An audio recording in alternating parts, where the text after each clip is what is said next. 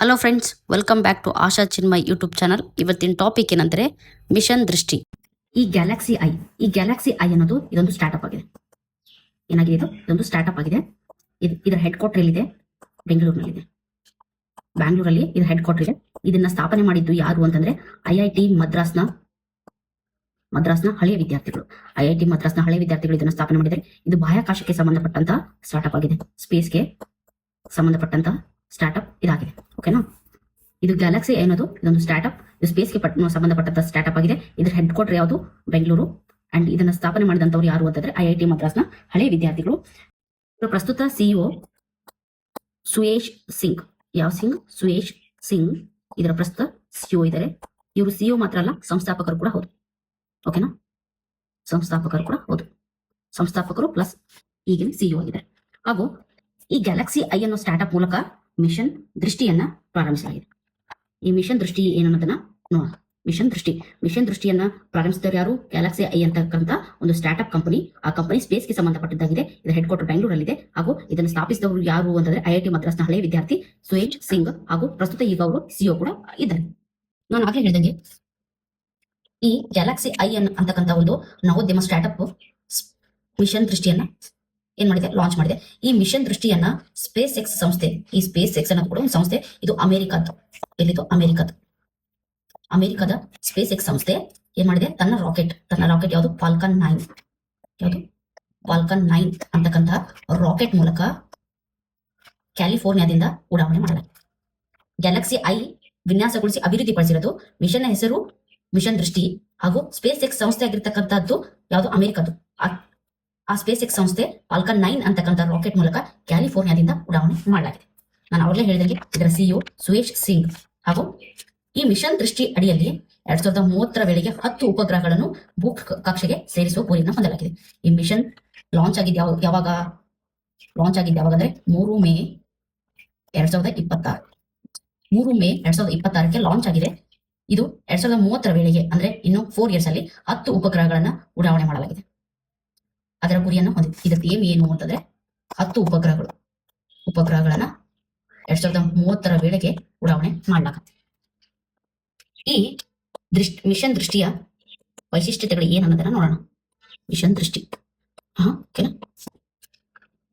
ಈ ಮಿಷನ್ ದೃಷ್ಟಿ ವಿಶ್ವದ ಮೊದಲ, ಭಾರತದ ಮೊದಲಲ್ಲ, ವಿಶ್ವದ ಮೊದಲ, ವರ್ಲ್ಡ್ಸ್ ಫಸ್ಟ್ ಅಪ್ ಟು ಅಂದ್ರೆ ಆಪ್ಟಿಕಲ್ SAR ಅಂದ್ರೆ ಸಿಂಥೆಟಿಕ್ ಅಪರ್ಚರ್ ರೇಡಾರ್. ಇದೊಂದು radar SAR, synthetic aperture radar ಉಪಗ್ರಹ ಹೊಂದಿರತಕ್ಕಂಥದ್ದು. ಇದು ವಿಶ್ವದ ಮೊದಲ. ಅಂದ್ರೆ ಇದು ಮಲ್ಟಿಪಲ್ ಪರ್ಪಸ್ಗೆ ಉಪಯೋಗ ಆಗುತ್ತೆ. ಅಂದ್ರೆ ಯಾವುದೇ ಸಮಯದಲ್ಲಿ ಹವಾಮಾನದ ತಡೆ ಇಲ್ಲ, ಯಾವ್ದಾದ್ರು ತಡೆ ಇಲ್ಲ. ಮಳೆ ಆಗಿರ್ಬೋದು, ಗಾಳಿ ಆಗಿರ್ಬೋದು, ಹಗಲಾಗಿರ್ಬೋದು, ರಾತ್ರಿ ಆಗಿರ್ಬೋದು, ಇದನ್ನ ಬಳಕೆ ಮಾಡ್ತಕ್ಕಂಥ ವಿಶ್ವದ ಮೊದಲ ಉಪಗ್ರಹ ಇದಾಗಿದೆ. ಯಾವುದೋ ಮಿಷನ್ ದೃಷ್ಟಿ.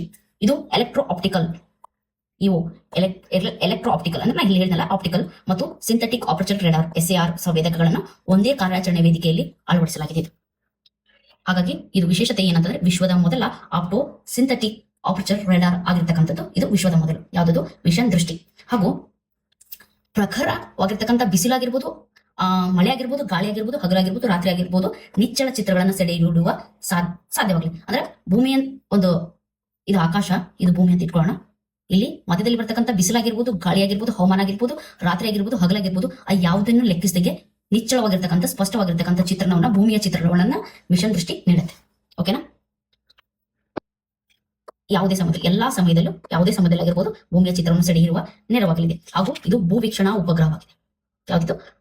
ಮಿಷನ್ ದೃಷ್ಟಿ ಅಂತಕ್ಕಂಥದ್ದು ಭೂವೀಕ್ಷಣಾ ಉಪಗ್ರಹ ಆಗಿದೆ. ಇದು ಇದರದ್ದು ವಿಶೇಷತೆ ಏನಂದ್ರೆ ರಕ್ಷಣಾ ಕ್ಷೇತ್ರ ಆಗಿರ್ಬೋದು, ಕೃಷಿ ಆಗಿರ್ಬೋದು, ವಿಪತ್ತು ನಿರ್ವಹಣೆ ಆಗಿರ್ಬೋದು, ಅಂದ್ರೆ ಹವಾಮಾನ, ಪ್ರವಾಹ, ಭೂಕಂಪ ಇವೆಲ್ಲವನ್ನ ಮೊದಲೇ ಸೂಚಿಸುವಂತದ್ದಾಗಿದೆ. ಹಾಗೂ ಸಾಗರ ಯಾನದ ಮೇಲೆ ಕಣ್ಗಾವಲು ಹಾಗೂ ಮೂಲ ಸೌಕರ್ಯಗಳ ಅಭಿವೃದ್ಧಿಗೆ ಯೋಜನೆಗೆ ಇದು ಉಪಗ್ರಹ ನೆರವಾಗಲಿದೆ. ಹಾಗೂ PM ಮೋದಿ ಅವರು ಇದು ಆತ್ಮನಿರ್ಭರ್ ಭಾರತ ಹಾಗೂ ಯುವ ನಾವೀನ್ಯತೆಗೆ ಒಂದು ವಿಶೇಷವಾಗಿರ್ತಕ್ಕಂಥ ಶಕ್ತಿಯನ್ನ ನೀಡಲಿದೆ ಅಂತ ಹೇಳಿ ಮೋದಿ ಅವರು ಶ್ಲಾಘನೆ ನೀಡಿದ್ದಾರೆ. ಈಗ ನೋಡಿದಂಗೆ ಮಿಷನ್ ದೃಷ್ಟಿ ಅನ್ನೋದು ಗ್ಯಾಲಕ್ಸಿ ಐ ಅಂತಕ್ಕಂಥ ಒಂದು ಸ್ಟಾರ್ಟ್ಅಪ್ ಕಂಪನಿಯಿಂದ ವಿನ್ಯಾಸಗೊಳಿಸಿ ಅಭಿವೃದ್ಧಿಪಡಿಸಲಾಗಿದೆ. ಇದನ್ನ ಯಾವಾಗ ಉಡಾವಣೆ ಮಾಡಲಾಗಿದೆ ಅಂದ್ರೆ ಲಾಂಚ್ ಯಾವಾಗ ಮಾಡಲಾಗಿದೆ ಅಂದ್ರೆ ಮೇ 3, 2026 ಉಡಾವಣೆ ಮಾಡಲಾಗಿದೆ. ಉಡಾವಣೆ ಮಾಡಿರ್ತಕ್ಕಂಥ ಸಂಸ್ಥೆ ಯಾವುದು ಅಂದ್ರೆ ಸ್ಪೇಸ್ ಎಕ್ಸ್ ಅಂತಕ್ಕಂಥ ಸಂಸ್ಥೆ ಇದನ್ನು ಉಡಾವಣೆ ಮಾಡಲಾಗಿದೆ. ಎಲ್ಲಿಂದ ಉಡಾವಣೆ ಮಾಡಲಾಗಿದೆ ಅಂತಂದ್ರೆ ಅಮೆರಿಕದ ಕ್ಯಾಲಿಫೋರ್ನಿಯಾದಿಂದ ಉಡಾವಣೆ ಮಾಡಲಾಗಿದೆ. ಯಾವ ಫೋರ್ನಿಯಾ? ಕ್ಯಾಲಿಫೋರ್ನಿಯಾದಿಂದ ಇದು ಉಡಾವಣೆಯಾಗಿದೆ. ಹಾಗೂ ಇದರ ವಿಶೇಷತೆ ಏನಂದ್ರೆ ವಿಶ್ವದ ಮೊದಲ ಆಪ್ಟೋ SAR ಉಪಗ್ರಹವಾಗಿದೆ. World's first opto synthetic aperture radar ಅನ್ನ ಒಳಗೊಂಡಿದೆ. ವಿಶ್ವದ ಮೊದಲಾಗಿದೆ. ಇದರದ್ದು ಆಪ್ಟೋ SAR ಅಂದ್ರೆ ಸಿಂಥೆಟಿಕ್ ಆಪರ್ಚರ್ ರೇಡಾರ್ ನ ವಿಶೇಷತೆ ಏನಂದ್ರೆ ಇದು ಯಾವುದೇ ಸಮಯದಲ್ಲೂ ಭೂಮಿಯ ಚಿತ್ರಣವನ್ನು ಸ್ಪಷ್ಟವಾಗಿ ನೀಡುತ್ತೆ. ಈ ಮಿಷನ್ ನ ಉದ್ದೇಶ ಏನಂತಂದ್ರೆ ಭೂಮಿಯ ಚಿತ್ರಣವನ್ನ ಯಾವುದೇ ಸಮಯದಲ್ಲೂ ಅಂದ್ರೆ ಮಳೆ ಆಗಿರ್ಬೋದು, ಗಾಳಿ ಆಗಿರ್ಬೋದು, ಅಥವಾ ಅತಿ ಹೆಚ್ಚಾಗಿರ್ತಕ್ಕಂಥ ಬಿಸಿಲಾಗಿರ್ಬೋದು, ಯಾವುದೇ ಸಮಯದಲ್ಲಿ ಭೂಮಿಯ ಚಿತ್ರಣವನ್ನ ಸ್ಪಷ್ಟವಾಗಿ ನೀಡುತ್ತೆ. ಈ ಭೂಮಿಯ ಚಿತ್ರಣವನ್ನ ಸ್ಪಷ್ಟವಾಗಿ ನೀಡುವುದರಿಂದ ರಕ್ಷಣಾ ಕ್ಷೇತ್ರ ಆಗಿರ್ಬೋದು, ಕೃಷಿ ಆಗಿರ್ಬೋದು, ವಿಪತ್ತು ನಿರ್ವಹಣೆ ಆಗಿರ್ಬೋದು, ಅಥವಾ ಸಾಗರಯಾನಕ ಆಗಿರ್ಬೋದು, ಅಥವಾ ಮೂಲಸೌಕರ್ಯಗಳ ಅಭಿವೃದ್ಧಿಗೆ ಇದು ಅತ್ಯಂತ ಮುಖ್ಯವಾದ ಒಂದು ಕೊಡುಗೆಯನ್ನು ನೀಡುತ್ತೆ. ಹಾಗೆಯೇ ಇದು ಭಾರತದಲ್ಲಿ ನಿರ್ಮಿಸಲಾಗಿರ್ತಕ್ಕಂಥ ಖಾಸಗಿ ಉಪಗ್ರಹವಾಗಿದ್ದು ಇದು ಖಾಸಗಿ ನಿರ್ಮಿತವಾಗಿರ್ತಕ್ಕಂಥ ದೊಡ್ಡ ಉಪಗ್ರಹವಾಗಿದೆ. 190 kgಯನ್ನ ಒಳಗೊಂಡಿದ್ದು ಈ 190 kgಯನ್ನು ಒಳಗೊಂಡಿರ್ತಕ್ಕಂಥ ಮೊದಲ ಖಾಸಗಿ ದೊಡ್ಡ ಉಪಗ್ರಹವಾಗಿದೆ. ಯಾವುದ್ರದ್ದು? ಭಾರತದಲ್ಲಿ ಖಾಸಗಿಯಾಗಿ ನಿರ್ಮಿಸಲಾಗಿರ್ತಕ್ಕಂಥ ದೊಡ್ಡ ಉಪಗ್ರಹವಾಗಿ ಇದು ನಿರ್ಮಾಣವಾಗಿದೆ. ಇದು ಯಾವುದು ಅಂತಂದ್ರೆ ಮಿಷನ್ ದೃಷ್ಟಿ ಯಾವಾಗ ಲಾಂಚ್ ಆಗಿದೆ ಅಂದ್ರೆ ಮೇ 3, 2026 ಅಂದ್ರೆ ನಿನ್ನೆ ಇದು ನಿರ್ಮಿಸಲಾಗಿದೆ. ಹಾಗೆ ನಾನು ಹೇಳಿದಾಗೆ ಮೋದಿಯವರು ಇದನ್ನ ಆತ್ಮನಿರ್ಭರ ಭಾರತದ ಒಂದು ದೊಡ್ಡ ಸಾಧನೆ ಹಾಗೂ ಯುವ ನಾವೀನ್ಯತೆಗೆ ಇದೊಂದು ಕೈಗನ್ನಡಿ ಅನ್ನೋ ರೀತಿ ನಮ್ಗೆಲ್ಲರೂ ತಿಳಿಸಿದ್ದಾರೆ. ಎಲ್ರಿಗೂ ವಿಡಿಯೋ ಇಷ್ಟ ಆದರೆ ಲೈಕ್ ಮಾಡಿ, ಶೇರ್ ಮಾಡಿ, ಕಮೆಂಟ್ ಮಾಡಿ ಹಾಗೂ ಸಬ್ಸ್ಕ್ರೈಬ್ ಮಾಡಿ. Thank you.